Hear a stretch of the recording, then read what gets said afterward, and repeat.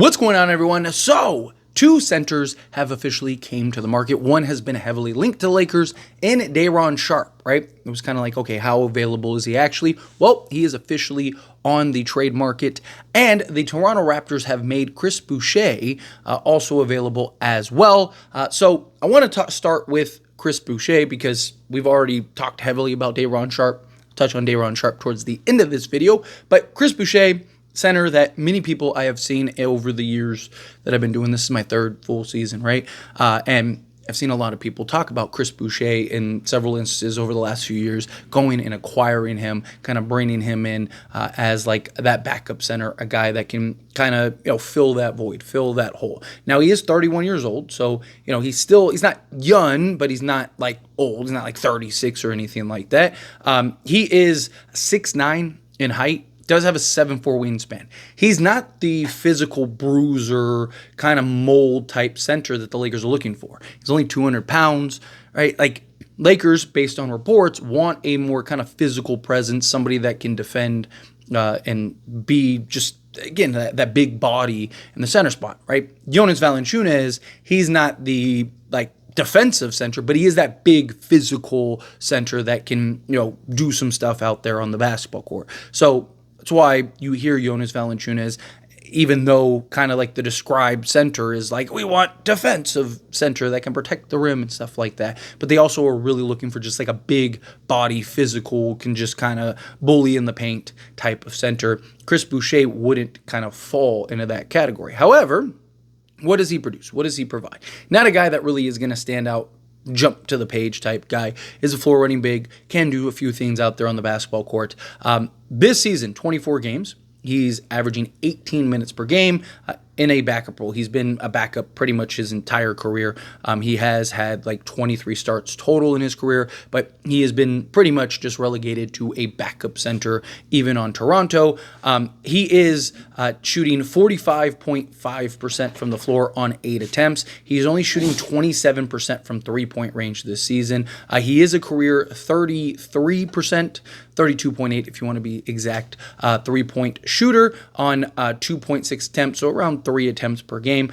He has had seasons, however, where on 4 attempts he shot 38% from 3, so it would give you a little bit of floor spacing. Again, not like a guy that's just absolute money, lights out. He has had seasons where he is. If he can kind of get back to that, playing alongside Anthony Davis, playing alongside LeBron James, that could go a long way. That could really help the Lakers. But that's also what's bringing down his overall percentage, because from 2-point range on 4.3 attempts, he is 62% from the floor, EFG of 51.8%. Free throw line, 77%, 78% for his career. This season, he's shooting 75% on 2.3 attempts, just under 5 rebounds, 1 assist, half a steal, a block, and 10 points per game. So he would give you a bit of rim protection, right? Guy that can be mobile out there, kind of switch out on the defensive perimeter.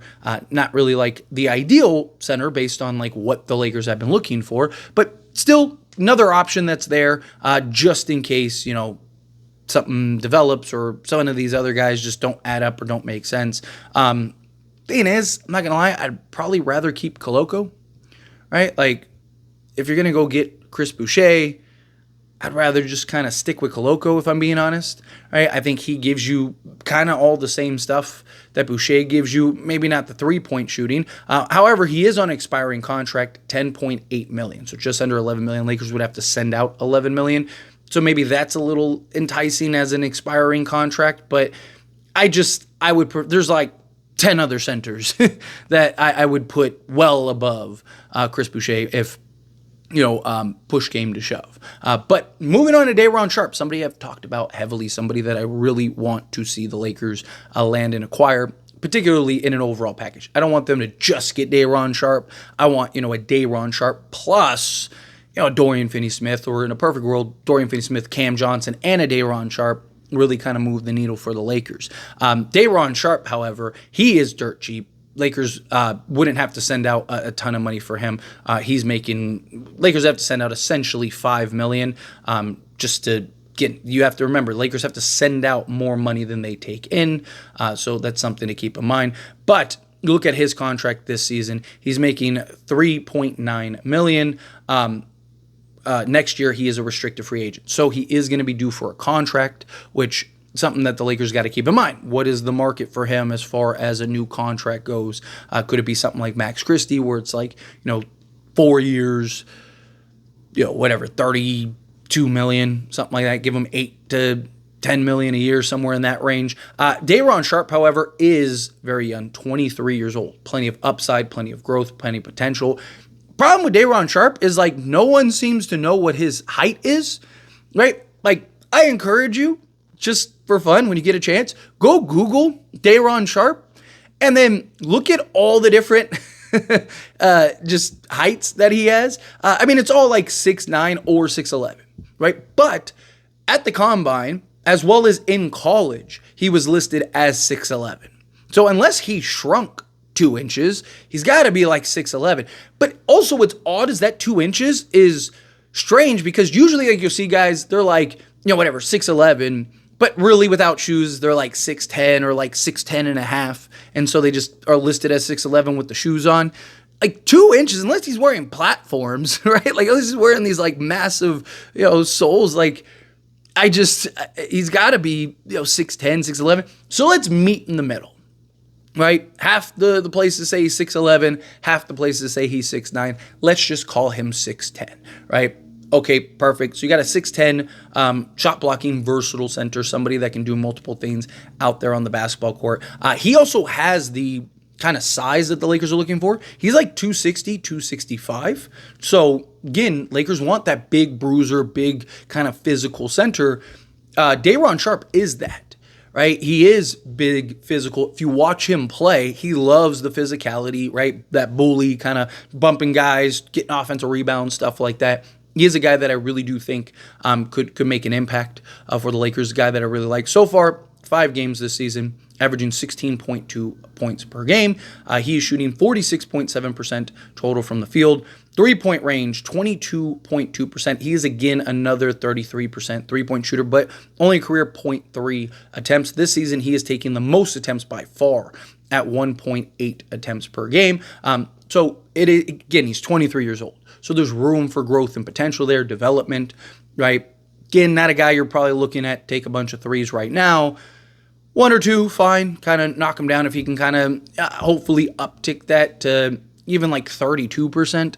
Again, playing alongside LeBron James and Anthony Davis, just to where he's respectable, to where teams have to at least kind of, hey, this guy might be able to knock down a couple threes. But from 2-point range, 4.2 attempts, 57.1%, EFG of 50%. Free throw percentage. He is 100%. He's yet to miss a free throw. And he's averaging 2.5 a game, which is great. Good free throw shooter. It's what you want to see. And for his career, he is, however, 57%. But again, guys improve, guys get better. Let's say he, can get to 70% this season, right? Total. That would be great. But so far this season, rebounds. He's averaging 4 rebounds, 1 assist, 1.4 steals, and half a block with 8.4 points per game. And again, this is in limited minutes, on 16 minutes per game. He is a career 5 and 6 guy in, again, limited minutes per game. This is a guy that only averages about 13.3 minutes per game for his career, which is something that the Lakers could really use, the Lakers could really need. You look at his per 36 numbers from last season and even this season, they're like insane. So his per 36 this season is 18.7 points with 8.4 rebounds, 2.2 assists, 3.1 steals, and a block. You look at last season where we have a larger sample size, 16.2 points, 15.2 rebounds, 3.3 assists, a steal, and then almost 2 blocks, right? So obviously per 36 doesn't paint the whole picture, right? We've seen a lot of guys. Taurean Prince is a guy last season for the Lakers where if he played 15 minutes, the Lakers were really good, and he was really good. But if he played 20 minutes, he was awful, and the Lakers were terrible, right? So you see a lot of guys that, in a limited sample size, right? Like Day'Ron Sharpe in like 15 minutes can go get you, 8 and 6, right? But if you play him 25 minutes, he's like, but he has had some good games. I don't know if will be the case with Day'Ron. It's just something to kind of keep in mind going forward. But Day'Ron Sharpe, again, would be ideal just because primarily his age, right? You may end up having your center for now and the future, right? Get a guy that can slot alongside Anthony Davis, give you some different looks. He's, defensively has been great thus far this season with the steals. This is a guy that can give you 2 blocks a game on a pretty regular basis. Guy that ticks all the boxes for the Lakers. It just comes down to price, right? You're not giving up a first for him. Say 3 seconds, 2 seconds, maybe 3 because he's young, right? And other teams may be looking at him as a desirable asset, right? The Knicks, Bucks, there's several teams that need and are in the market for a backup center. Personally, stay away from Chris Boucher. I just don't think he's... I would rather have Valanciunas at that point. And I'm not like super big on Valanciunas. I'm not against Valanciunas. He's getting down towards the bottom of my list. But Day'Ron Sharpe is closer to the top of my list. But anyway, as always, this is a discussion and I pass a question on you. Let me know your thoughts and opinions down in the comments below. What do you think? Hey Phil, what are your thoughts? Do you like the idea of either of these guys? Do you not like the idea of either of these guys? Do you think like, no, go get Day'Ron Sharpe? Do you think go get another center? However you feel, whatever your thoughts are, I love to hear it either way, so let me know down in the comments below. That being said, if you haven't liked this video, hit that like button. Helps me a lot. It's me enjoy these types of videos, and I truly appreciate it. Not subscribe to the channel, hit that subscribe button. Turn on the bell notifications. Appreciate y'all. See you in the next one. Thank you.